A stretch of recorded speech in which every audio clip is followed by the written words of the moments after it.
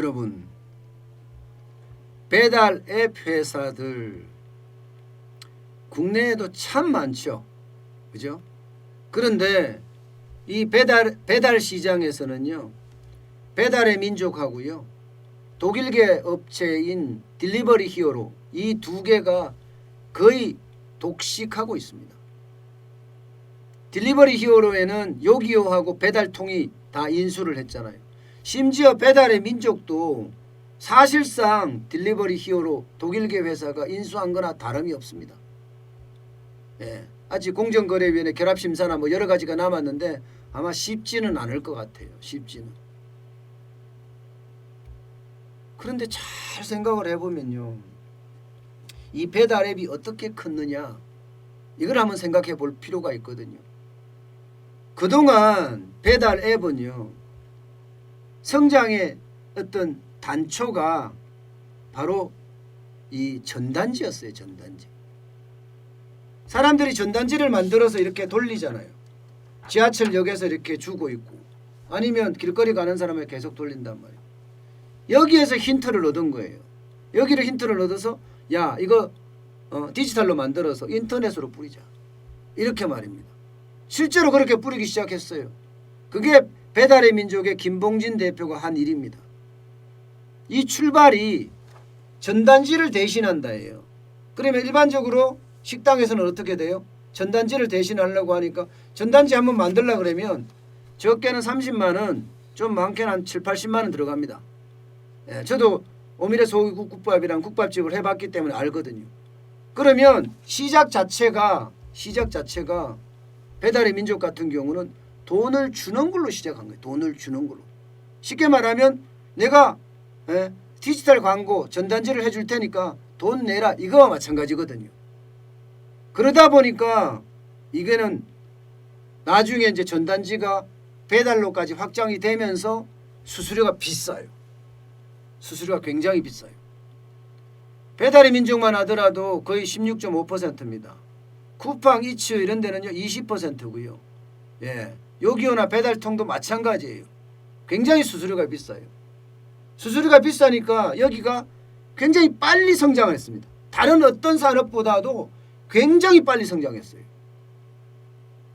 실제 자영업자들도요, 배달의 민족에 들어가는 거 마케팅이라고 생각하는 사람들이 많거든요. 마케팅이라고. 그리고 웬만한 사람들은 잘 안 해요. 그러다가 이 배달의 민족이나 딜리버리 히어로, 그러니까 요기요 같은 데가 이제 점점 변하기 시작했어요. 변하기. 예. 자영업자 덕에 컸잖아요. 자영업자 덕에. 그런데 오히려 이제 자영업자를 죽이는 사례가 점점 나오고 있습니다. 죽이는 사례가. 자영업자 덕에 컸는데 자영업자를 죽이는 역습이 된다는 이야기입니다. 무슨 이야기냐? 바로 이거예요. 비마트 들어보셨죠? 이게 물류센터에서요, 직접 배달을 해주는 거예요. 물류센터에서 직접 배달을 해주는 겁니다. 배달의 민족 자체 물류센터에서 이게 비마트가 들어서면 배달하는 사람들이 비마트에 가서 주문한 것을 계속 배달해 주는 거예요. 여기저기로. 지금 현재는요, 마트나 편의점에서 파는 게 대부분이에요. 마트나 편의점에서는 어떻게 되겠어요? 매출 와르르에 와르르. 예.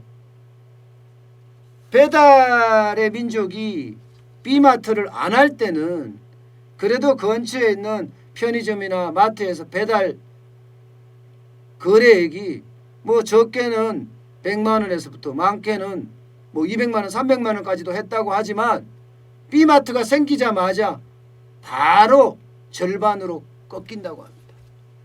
절반으로. 비마트만 문제가 있는 게 아니에요. 요마트도 마찬가지입니다. 요마트도 똑같습니다. 요마트도. 하루에 이게 주문 들어오던 것이 이제는 달라진다는 거예요. 심지어 말입니다, 여러분. 심지어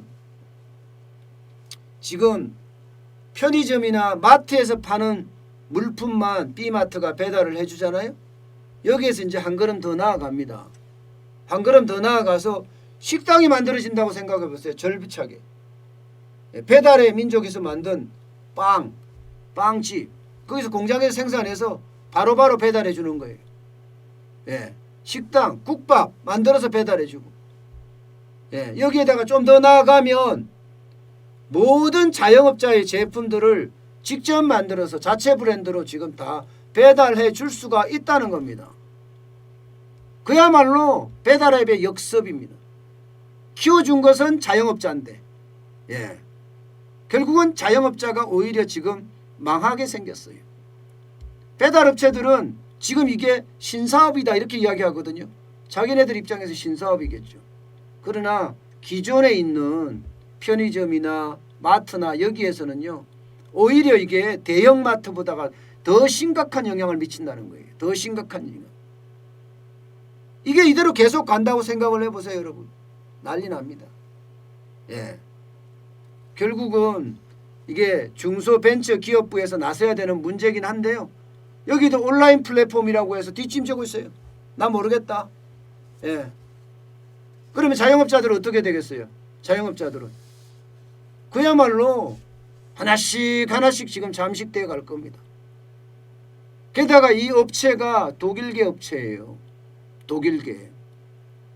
예. 배달의 민족도 지금 독일계 업체 딜리버리 히어로하고 지금 매각 협상을 하고 있죠. 그 협상은 끝났다고 알고 있는데요. 이게 아마 공정거래위원회의 결합심사를 받아야 될 거예요. 쉽지 않을 겁니다. 아마 독점이 되잖아요. 독점. 그죠? 쉽지는 않을 거예요. 그렇다고 하더라도 계속 성장하는 모양새고, 딜리버리 히어로 요기요나 배달통도 마찬가지예요. 저는 이런 걸 하려면 정부가 할 때 보면요, 제가 좀 안타까운 게 좀 공격적으로 정부가 무료 배달을 하잖아요. 예, 공격적으로 무료 배달을 하는데 이게 무조건적이다 이렇게 해서는 절대 안 됩니다. 예, 뭔가 시장에 맞게끔, 시장 논리에 맞게끔 해야 되지, 정부가 나서면 사람들은 다 갸우뚱갸우뚱 하거든요. 오히려 거부 반응을 보이고 있어요. 그럴 바에야 좀 더 다른, 예, 형태의 모양새를 가져가는 게 더 좋을 텐데, 그게 바로 시장 질서를 잡아주는 겁니다. 시장 질서를. 예. 제가 말씀드렸다시피 배달앱은 태생부터 시작부터 이게, 예, 디지털 전단지를 대체한다는 느낌으로 왔기 때문에 수수료도 비싸고 돈도 비쌉니다. 한 달에 30만 원에서 80만 원 낸다는 거, 100만 원 내는 거, 자영업자들 옛날에 전단지 돌릴 때는 당연한 거였거든요. 그렇기 때문에 첫 단추부터 잘못 꼈으니까 이 첫 단추부터 다시 껴서, 예, 우리 자영업자들을 위한, 예, 그런 모양새가 만들어져야 한다고 생각합니다. 예, 정부가 나서서 제로 배달 하겠다 이렇게 하는 것은요, 제가 봐서는 그건 방법이 아니에요. 시장은 시장에 맡겨야 됩니다. 그러면 그 시장에 대해서 지금 독점이나 가점으로 됐을 경우에 뭐 공정거래위원회가 왜 있습니까? 예. 독점이나 가점일 경우에는 시장에 가이드라인을 제시도 할 수 있고 판을 만들 수도 있잖아요. 지금처럼 그냥 놔두면 자영업자들이 키워주고 자영업자들이 만들어주고 했던 회사가 오히려 자영업자를 죽이는 그런 어처구니 없는 사태가 발생할 수도 있다. 예, 이런 얘기입니다.